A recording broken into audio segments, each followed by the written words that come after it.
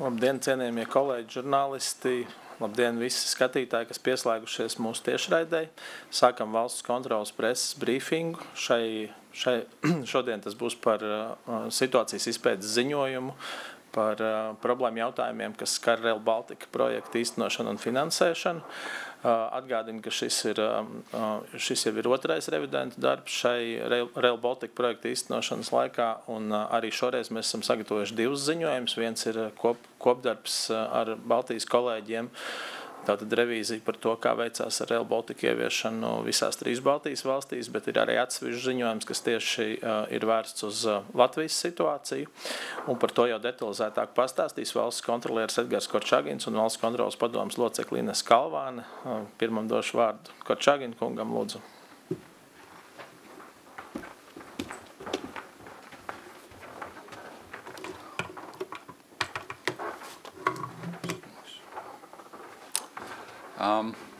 Labdien, godātie klātesošie, labdien, skatītāji.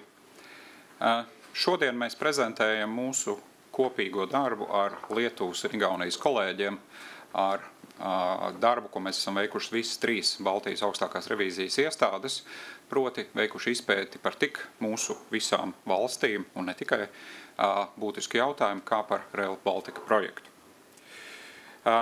Darbu pie šī projekta un, var teikt, tādu aci no malas šim projektam mēs esam uzlikuši jau gana sen, faktiski kopš 2016. gada, kad mēs noslēdzām sadarbības memorandu, apņemoties no augstāko revīzijas iestāžu puses sekot līdzi šī projekta īstenošanai. Jau 2019. gadā mēs noslēdzām pirmo kopīgo revīziju, kur sniedzām virkni ieteikumu, gan attiecībā par finansēšanas plānu, par iepirkumu vadību un citiem būtiskiem jautājumiem, jau tolaik identificējot virkni risku, kas, jāsaka, diemžēl, projekta laika gaitā daudzi no tiem ir arī pilnā mērā piepildījušies. Šoreiz, ar ko šis mūsu sagatavotais darbs atšķirās, šis ir situācijas izpētes ziņojums. Ko tas nozīmē? Tas nozīmē to, ka mēs esam apkopojuši gan Latvijā, gan Lietuvā, gan Igaunijā būtiskākos faktus par šo te projektu, par tā īstenošanu, par to, kā soks kopīgi izveidotajai kapitāla sabiedrībai un nacionālajiem ieviesējiem, lai sniegtu atbildes faktiski uz 2 būtiskākajiem jautājumiem, kas interesē jebkuru sabiedrības locekli, valdības, kuras interesē, un, protams, arī parlamentus, cik šis projekts izmaksā, cik mēs varam saprast, ir nepieciešams piesaistīt tādu vai citādāku finansējumu, un kas ir tas laika rāmis, par kādu mēs runājam, kad mēs varētu cerēt uz šī projekta sekmīgu īstenošanu.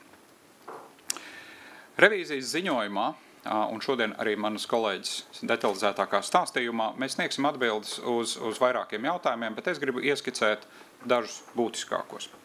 Pirmām kārtām, no veiktās izpētes ir skaidrs, ka mēs jau šobrīd runājam par ļoti būtisku projektu sadārdzinājumu. Ja 2017. gadā projekta kopējās izmaksas tika lēstas 5,8 miljārdu eiro apmērā, tad šobrīd mēs runājam par jau 23,8 miljārdiem eiro, kas ir teju 4-kāršs sadārdzinājums. Latvijas kontekstā mēs runājam par sadārdzinājumu no 1,97 miljārdiem, kā tas bija savulaik, līdz gandrīz 9,6 miljārdiem šobrīd. Iemesli tam ir bijuši vairāki, un arī revīzijas ziņojumā tie ir detalizēti atspoguļoti, bet tas, ko jūs ieraudzīsiet caur mūsu darbu, mēs esam detalizētāk paskatījušies uz 3 būtiskiem šī projekta elementiem tieši Latvijas kontekstā un analizējuši, kā tad šo te būtisko elementu kontekstā sadārdzinājums ir radies. Un es runāju par 3 piemēriem, tas ir reģionālās stacijas, Rīgas centrālās dzelzceļa stacijas Mezgls un pamatrases būvniecība. Proti, kā šo te 3 objektu plānošanā un potenciālajās izmaksās ir radušās papildu izmaksas. Ko mēs vēl esam skatījušies, mēs esam vēl analizējuši, kādā veidā ir pieņemti lēmumi par tādām vai citādākām izmaiņām projektā, kuras arī ir rezultējušās palielinātās izmaksās. Runājot par projekta laika rāmi un par kopējām izmaksām, ir nevilšus jārunā par vēl vienu jautājumu, kas ir nepieciešamā finansējuma rašana. jo ir skaidrs, ka tikai daļēji šobrīd ir pieejams finansējums, un tā ir tā lieta, uz ko mēs ļoti rūpīgi vēršam uzmanību gan valdībām, gan parlamentiem, ka ir nepieciešams ļoti aktīvi strādāt pie tā, kā piesaistīt papildu finansējumu šim projektam. Vai tas ir caur privātās partnerības projektiem, vai tas ir caur kaut kādiem aizņēmumiem, bet ir skaidrs, ka būtisks finansējums būs nepieciešams projekta īstenošanai, kaut vai tikai samazinātā apmērā. Līdz ar to tas ir jautājums, kas ir ļoti šobrīd steidzams. Otra lieta, ko es pieminēšu par laika rāmi. Izpētes rezultātā mēs skaidri varam redzēt, ka tas sākotnēji cerīgais laika rāmis jau 2025. gadā šo te projektu lielā mērā noslēgt, nepiepildās un nepiepildīsies, un šobrīd mēs runājam par vismaz 5 gadu ilgu nobīdi, proti vismaz par 2030. gadu, ja ne ilgāku. Iemesli šādam te kavējumam ir arī vairāki, un arī mūsu ziņojumā jūs varēsiet redzēt tādu nosacīto laika cilpu, jeb vienu notikumu iespaidu uz citiem notikumiem, kā piemēram, ja mēs kavējam projektēšanu, tad automātiski kavējās zemju atsavināšana. Ja mēs kavējam zemju atsavināšanu, tad mēs nevaram sākt būvniecību un tā tālāk un tā joprojām. Tātad visi šie te nobīdes laikā ir savstarpēji kaut kādā mērā saistīts un, diemžēl, protams, jo ilgāk projekta īstenošana velkās, jo dārgāk tas arī izmaksā.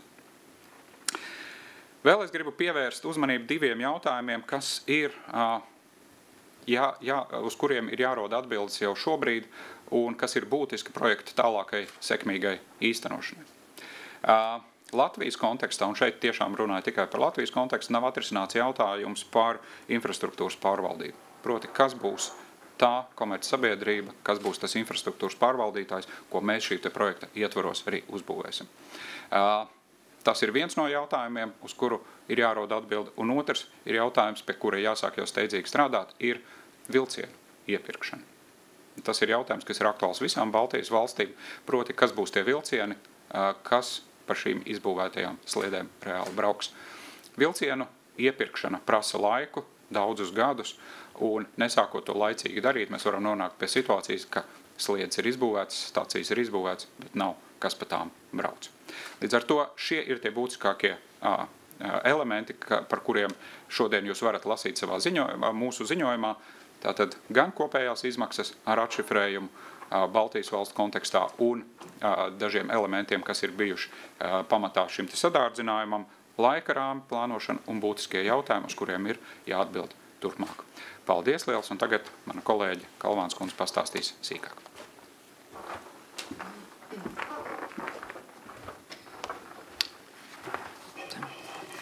Esiet sveicināti.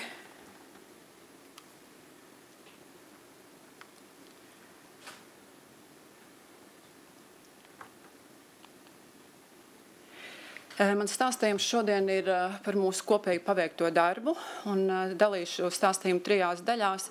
Sākumā nedaudz un īsi par metodoloģiju, tad par mūsu kopējo ziņojumu, situācijas izpētes ziņojumu un galveno tā saturā, tad runāju par to, ko darījām kopā ar igauņiem un lietuviešiem, un pēc tam jau pieminētais speciālais situācijas izpētes ziņojums par situāciju mūsu valstī.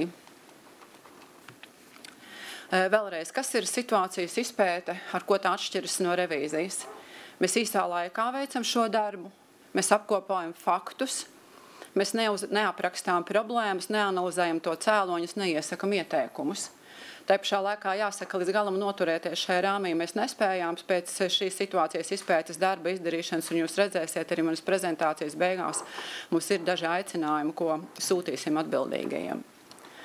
Tātad īsā laikā fakti par sabiedrībai aktuāliem jautājumiem un nesniedzam ieteikumus, neizdaram secinājumus.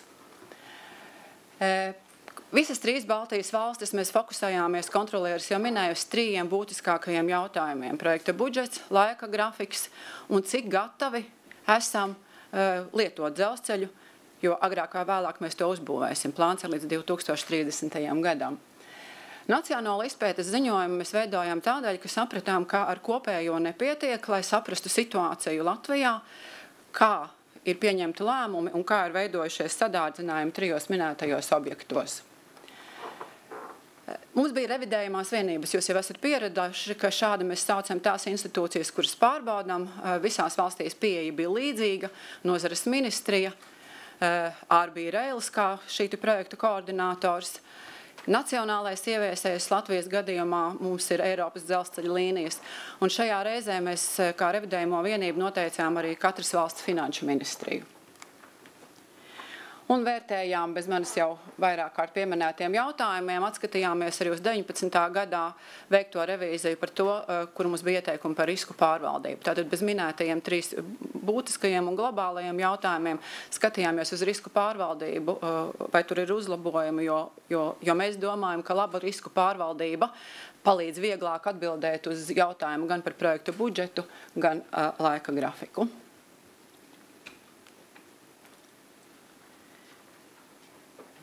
Svarīgi ir saprast ne tikai projektu ieviešanā iesaistīto lomu un uzdevumus un kā ir veicies šo uzdevumu izpildē.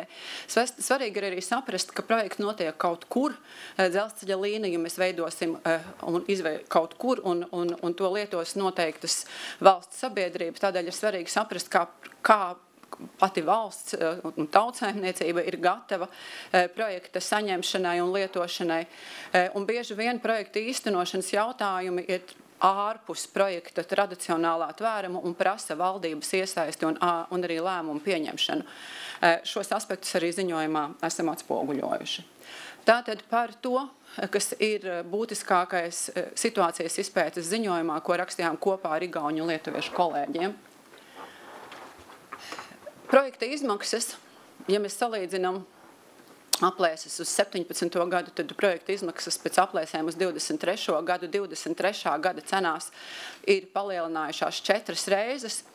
Un salīdzinot, un šeit mēs redzam attēlā labajā stūrī, kā tas ir sadalījumā pa 3 Baltijas valstīm. Latvijas diagramma ir pa vidu, tātad iepriekš mēs plānojām tuvu 2 miljardiem, tad tagad tie ir 9,59 miljardi. Kopā saskaitot pieejamo, izlietoto finansējumu un to, kas ir nepieciešams, mēs esam norādījuši situācijas izpētes ziņojumā, ka mūsu finanšu iztrūkums projekta mērķu sasniegšanai pilnā apmērā lēšams no 10 līdz 19 miljardiem eiro. Tas nozīmē, ka tā ir nauda, par ko ir jādomā, kā to sagādāt laikā un vajadzīgajā apjomā projekta pabeigšanai. Svarīgi ir saprast, cik projekts maksā, un svarīgi ir naudu nodrošināt projekta īstenošanai vajadzīgajā laikā. Šeit ir vērā ņemams fakts, ka pamatā mēs projektu īstenojam pa Eiropas Savienības struktūra fondiem.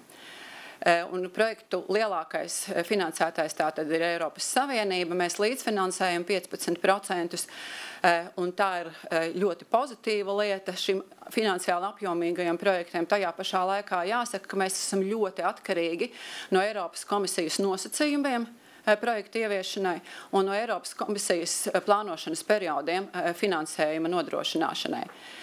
Projekta pirmo fāzi mēs jau esam dzirdējuši, plānojam pabeigt 2030. gadā. Tas nozīmē, ka pirmās fāzes īstenošana ies pāris tiem saucamajiem struktūra fondu plānošanas periodiem.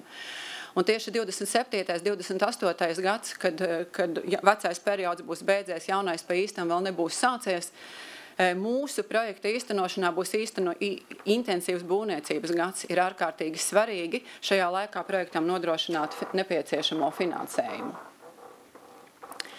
Lai projektu īstenotu, ņemot vērā tos apstākļus, kas izriet no sadārdzinājuma un kavējumiem, tātad tiek pieņemts lēmums par projektu sadalīšanu fāzēs. Mūsu gadījumā arī šādi lēmumi tiek pieņemti, un šim te samazinātajam tvērumam arī tiek noteikts budžets. Šobrīd tiek lēsts, ka samazinātā tvēruma budžets Latvijai varētu būt 6,4 miljonu eiro, un ņemot vērā to naudu, kas mums ir pieejama, mēs varam teikt, ka 4,4 miljārdi eiro mums vēl ir nepieciešams sagādāt papildus, lai līdz 2030. gadam izdarītu to, ko esam ieplānojuši. Svarīgi ir zināt un saprast un apzināties ciparus, kas ir saistīti ar projekta īstenošanu. Svarīgi tos ir korekti atspoguļot valsts budžetā, svarīgi veiktos darījumus projekta īstenošanā korekti un laicīgi atspoguļot atbildīgo iestāžu gada pārskatos. Mēs situācijas izpētes ziņojumā norādām, ka finanšu ministrijām, visām trijām finanšu ministrijām, visās trijās Baltijas valstīs būtu nepieciešama aktuālāka informācija savu uzdevumu veikšanai un valsts budžeta plānošanai un vadībai. Un tāpat tiek konstatēts, ka līdz šim finanšu ministrijas nav iesaistījušās arī papildu finansējumu meklēšanā, varbūt pietiekami aktīvi, vairāk varbūt, bet es nevarētu teikt, ka šī dalība nav bijusi vispār. Par to, kādēļ projekts šodien ir izrādījies tik dārgs. Mēs esam vadījušies no tās informācijas, ko mums ir sniedzis RB Rails, un RB Rails norāda uz šādiem trijiem galvenajiem aspektiem, ja mēs runājam par izmaksu sadārdzinājumu. Tad pirmkārt, kādēļ? Tādēļ, ka aprēķini par projektu, par tā tvērumu un no tā izrietošām izmaksām ir izdarīti visaptverošāk, precīzāk. Tādēļ, ņemot vērā arī inflāciju, projekta sadārdzinājums ir palielinājies par 9,2 miljardiem eiro. Tāpat projektam kopā ir mainījies tvērums, un tas ir mainījies visās trijās Baltijas valstīs. Šī iemesla dēļ pasadārdzinājums ir 5,7 miljardi eiro. Ir arī citi izmaksu pieauguma iemesli un arī ārējas prasības, kas kopā par 3,2 miljardiem eiro ir sadārdzinājušas projektu, ja pareizāk sakot, ir atstājušas ietekmi uz šobrīd prognozētajām projekta izmaksām. Vēlreiz uzsvēršu, runa iet par prognozēm 23. gada cenās.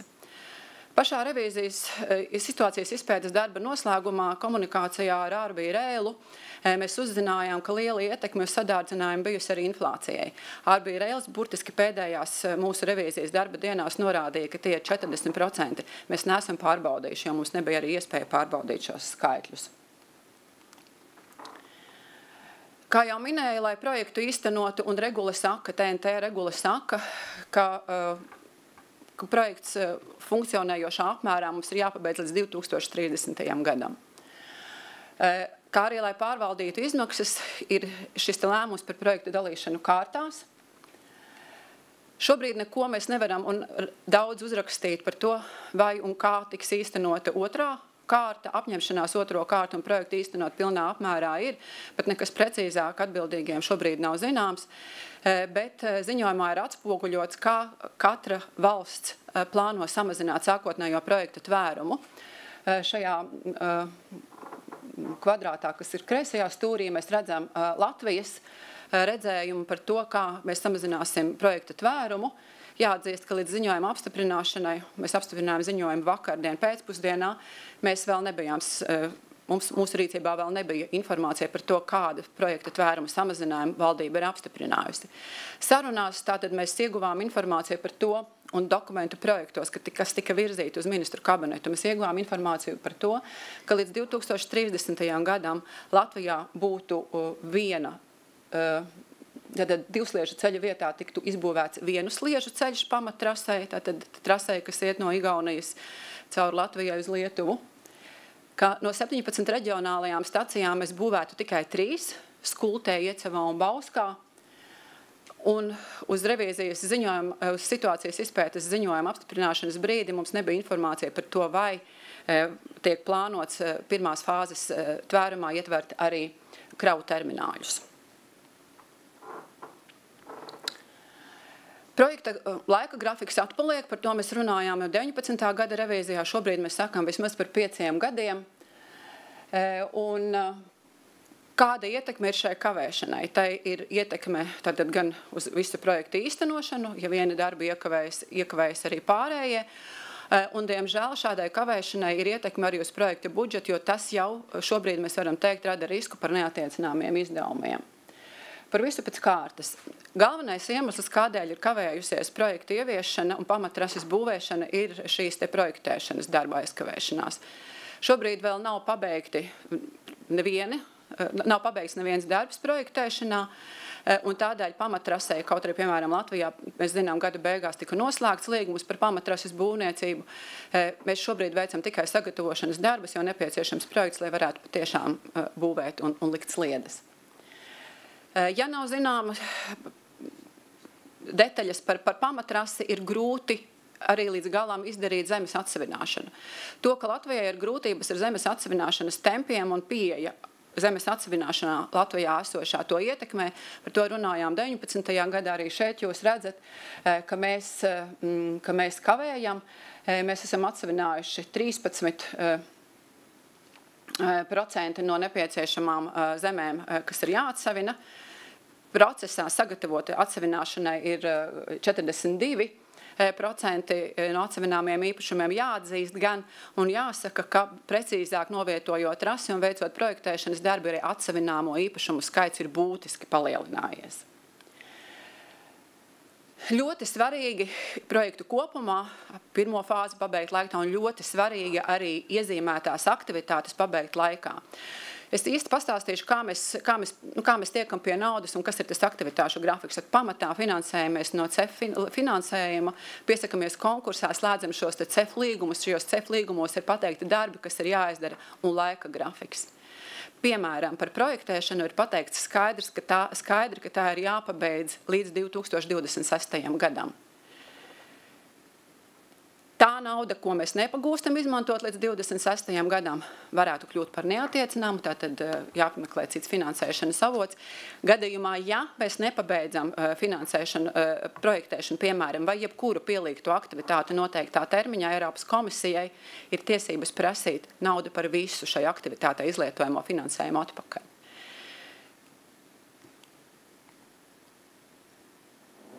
Pirms es runāšu par risku vadības sistēmu, gribu vēl pateikt, ka izpētes laikā mums bija saruna ar DG Move. Mēs prasījām, ko viņi domā par to, kā notiek Rail Baltica projekts un kā tad būs ar tiem termiņiem, cik strikti viņi uz to skatīsies, un atbilde no DG Move bija viena. Viņi sagaida uzskatāmu projekta progresu, uzskatāmu būvniecību, ka šāds liels apjomīgs projekts Latvijā notiek līdzīgi kā Eiropā vidēji, ne tikai Latvijā, bet arī Baltijas valstīs kopumā. Un attiecībā par to, cik strikti komisija skatīsies uz termiņiem un attiecīgi neattiecināmo izdevumu mehānismu iedibināšanu, atkal mēs atgriezāmies pie pirmās atbildes. Termiņi ir jāievēro, un mēs skatīsimies objektīvi un reāli, un viss ir atkarīgs no tā, kādu progresu jūs būsiet panākuši. Iepriekšējā revīzijā mēs runājām par to, ka ir nepilnības Rail Baltica projekta risku pārvaldībā un izmaiņu vadības procesā, sniedzām ieteikumus. Mums, diemžēl, nācās arī šajā izpētes ziņojumā rakstīt par to, ka projekta risku vadības sistēma kopumā ir jāturpina attīstīt. Neatkarīgi no tā, ka Rail Baltics RB Rails ir izveidojis procedūras, ir iegādājies risku vadības informācijas sistēmu, tomēr mēs nevaram konstatēt un pateikt, ka risku vadība projektā kopumā visaptveroši darbotos labi un riski faktiski tiktu pārvaldīti un mazināti. Vēl vairāk neraugoties uz to, ka mēs sakam, un tas ir zināms katram projekta vadītājam, ka izmaiņu vadības procedūra, risku vadība procedūra ir svarīgas, lai sasniegtu projekta mērķi. Mums, diemžēl, situācijas izpētes laikā nācās saskarties arī ar atbildīgo iestāžu rīcībā atšķirīgiem esošiem cipariem par projekta norisi, kas nebūtu pieļaujams, ja mēs vienveidīgi pieietu, piemēram, arī šīm ar projekta vadību un projekta mērķa saistītajām procedūrām. Projekts notiek laikā un telpā un ir domāts sabiedriskajam labumam. Tādēļ ir ļoti svarīgi, lai par projektu informāciju, par projekta progresu, par projekta problēmām, priekšlikumus risinājumiem ir ļoti svarīgi, lai šo informāciju saņemtu gan katras valsts ministru kabinets un pieņemtu nepieciešamos lēmumus, gan tiktu nodrošināta arī regulāra parlamentāra uzraudzība šim projektam. Ne tikai tāpēc, lai prasītu no atbildīgajiem projekta īstenošanu, bet tāpēc arī, lai sadzirdētu, ko var darīt valdība, ko var darīt parlaments, laicīgi, apsteidzoši, lai atbalstītu projekta īstenotājus, jo skaidrs, ka satiksmes ministrija, RB Rails un Eiropas dzelzceļa līnijas savu pienākumu ietvaros vien sekmīgi šo projektu izdarīt nevarēs. Situācijas izpētes ziņojumā mēs vēršam uzmanību, ka atskaites par Rail Baltica projektu ministru kabineta dienas kārtībā nav bijušas regulāras. Jautājumi, kas virzīti ministru kabinetam izlemšanai, nav sagatavoti tā, lai tie varētu tikt raksturoti kā visaptveroši, pietiekami un saprotami valdībai lēmumu pieņemot. Mēs revīzijā pārskatījām arī, cik bieži un kā parlamenta komisijās ir skatīts jautājums par Rail Baltica pēdējos 2 gados. Un rakstam situācijas izpētes ziņojumā, kad arī parlamentārā uzraudzība Latvijā varētu būt regulārāka un biežāka. Salīdzinājumam ar citām Baltijas valstīm situācijas izpētes ziņojumā varat lasīt detalizētāk, bet tur šī te pieeja uzraudzībai un sarunai ar projektu atbildīgajām personām, gan prasot projekta progresu, gan risinot problēmas projektā, ir visaptverošākas un regulārākas. Tāpat pirms mēs vēl runājam par to, kā lietot dzelzceļu un cik tālu esam tikuši ar lēmumiem. Šajā sakarībā gribu pateikt, ka ne Latvijas, ne Lietuvas, ne Igaunijas finanšu ministrijas pieejā budžetu plānojot un mūsu budžets kopumā neparedz visus izdevumus, kas ir saistīti un būtu saistāmi ar Rail Baltica projekta īstenošanu. Te pašā laikā jāsaka, tā pieeja, kā likumā par valsts budžetu atspoguļojās ar projektu saistītie jautājumi pa valstīm atšķirās. Igaunijā ir atsevišķs pielikums, kas ir veltīts projektam. Mēs šobrīd esam apņēmušies un regula mūs spiež līdz 2030. gadam uzbūvēt dzelzceļa pirmo posmu. Tas nozīmē, ka ir jābūt skaidrībai, kā dzelzceļu lietosim, kā apsaimniekosim, kā sadarbosimies, jo arī šeit būs kopēji ar Igauniem un Lietuviem lēmumi pieņemami, un tāpat ir jādomā par ritošo sastāvu.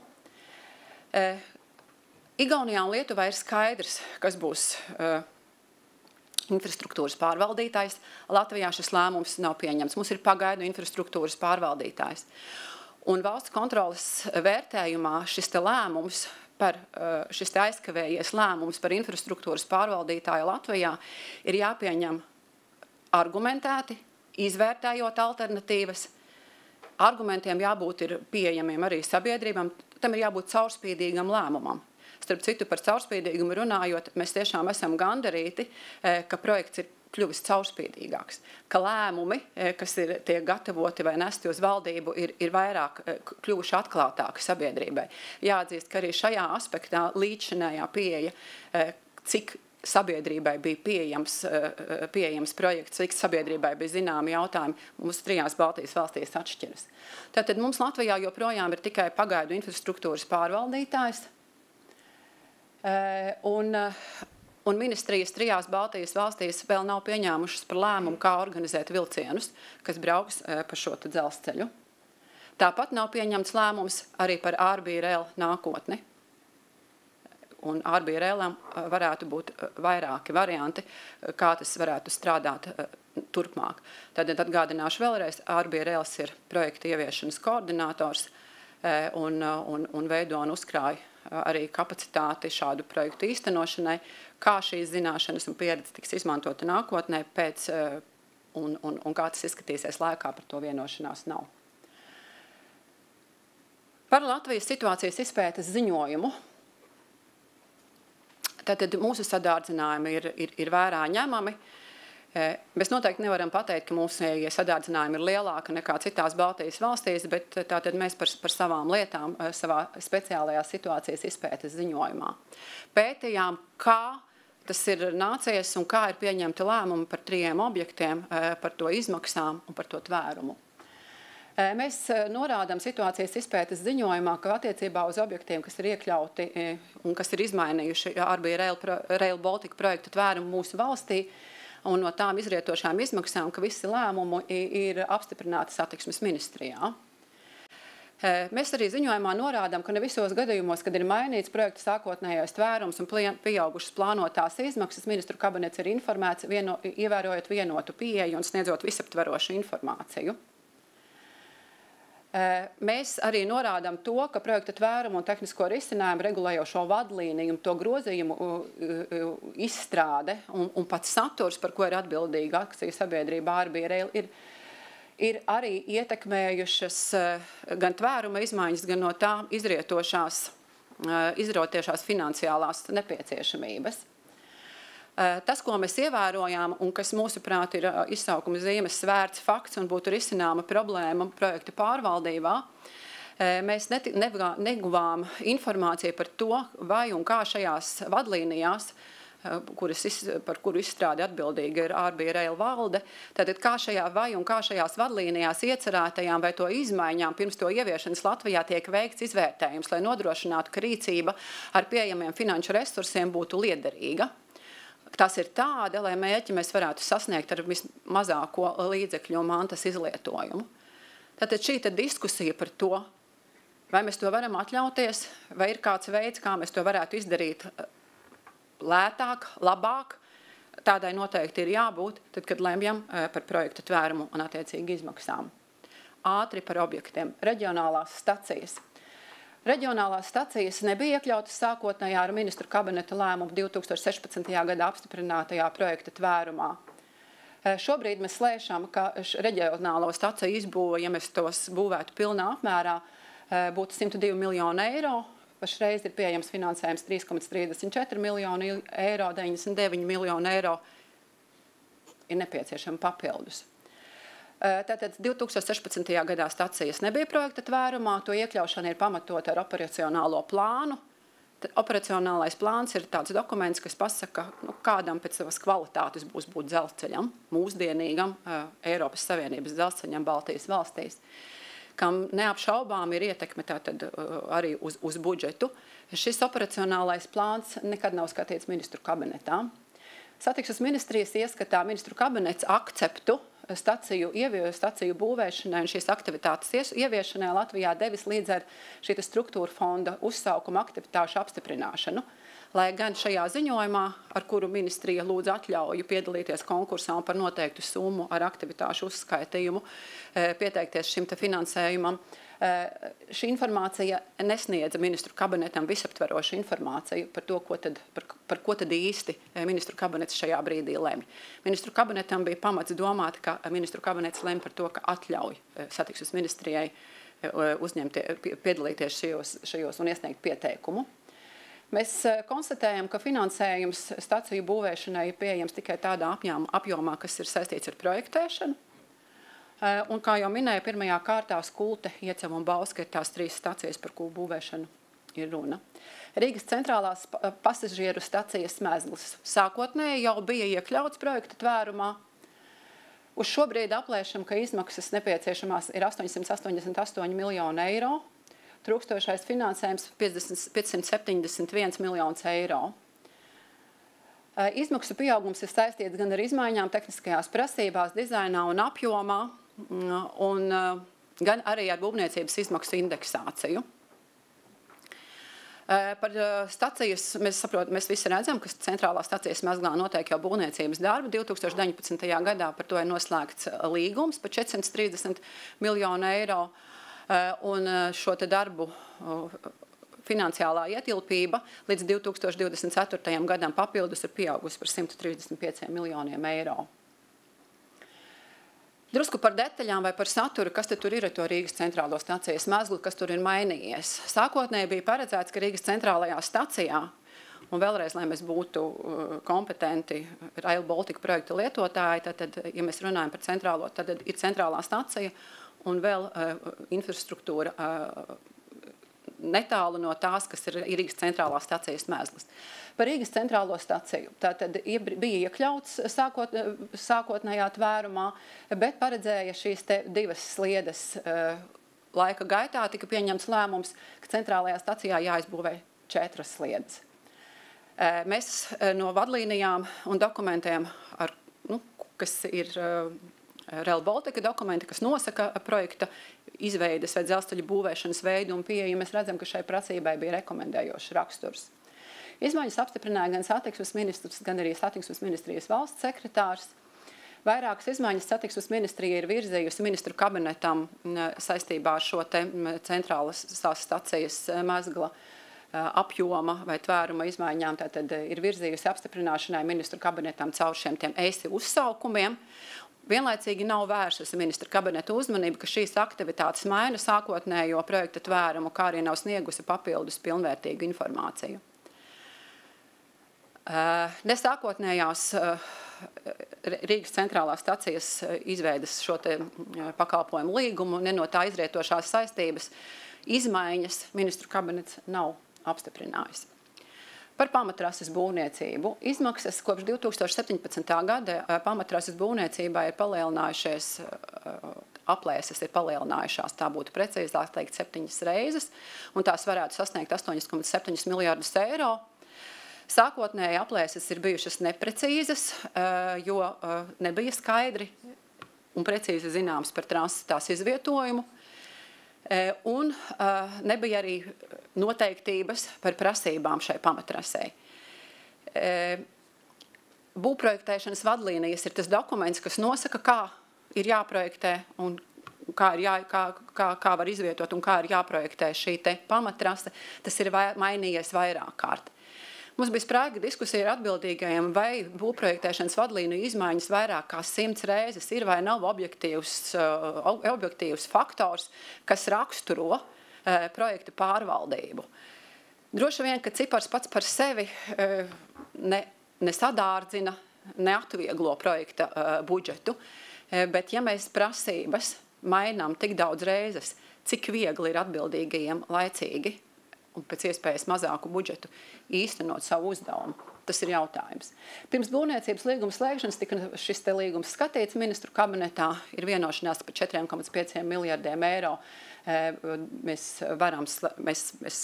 esam pilnvaroti un noslēgts ir šis te līgums. Un pieejamais finansējums šī līguma ietveros uz slēgšanas brīdi bija 4,5%. Par projektēšanu. Vēlreiz projektēšana, tā ir milzīgi ietekme uz projektu kopumā, un projektēšanai ir priekšnosacījums, lai trasi varētu izbūvēt, un projektēšanas saulaicīgai veikšanai ir priekšnosacījums, lai Eiropas komisija 2026. gadā nepateiktu, ka Latvijas gadījumā sakarā ar to, ka darbi nav pabeigti, miljoniem eiro ir neatiecināmi izdevumi.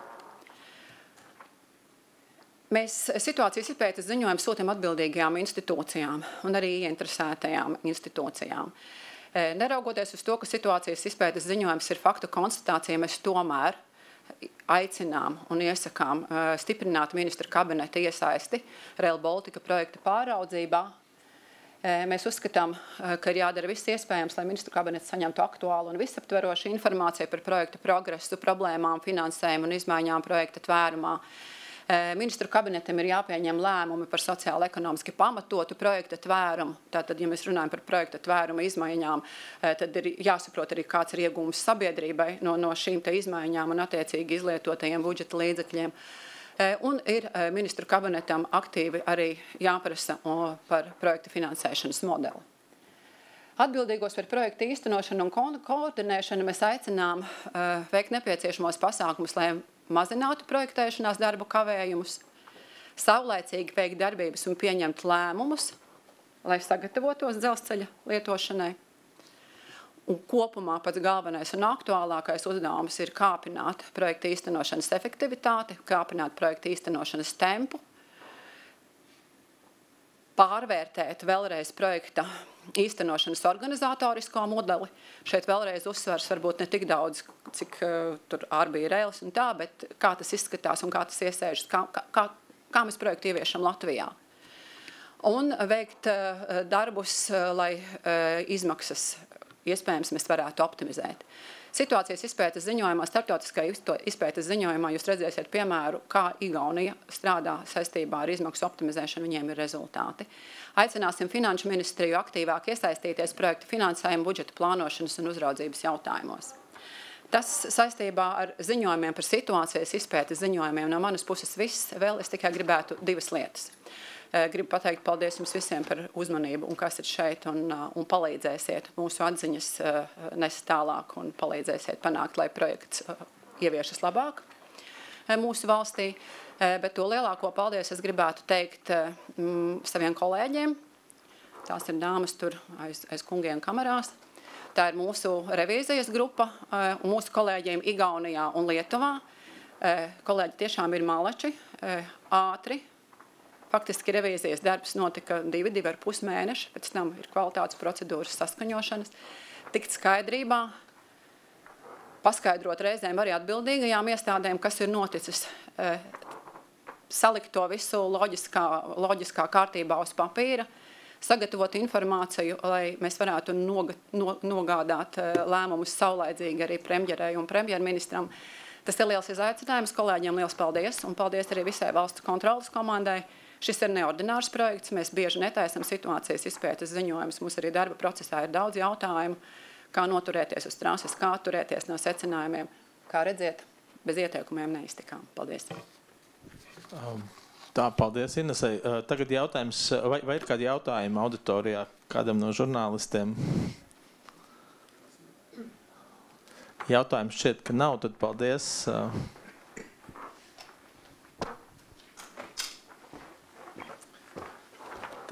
Paldies klātesošajiem, paldies skatītājiem, kas sekoja tiešraidei. Ar šo tad arī mūsu brīfingu šodienas noslēdzam. Līdz nākamajai reizei. Paldies!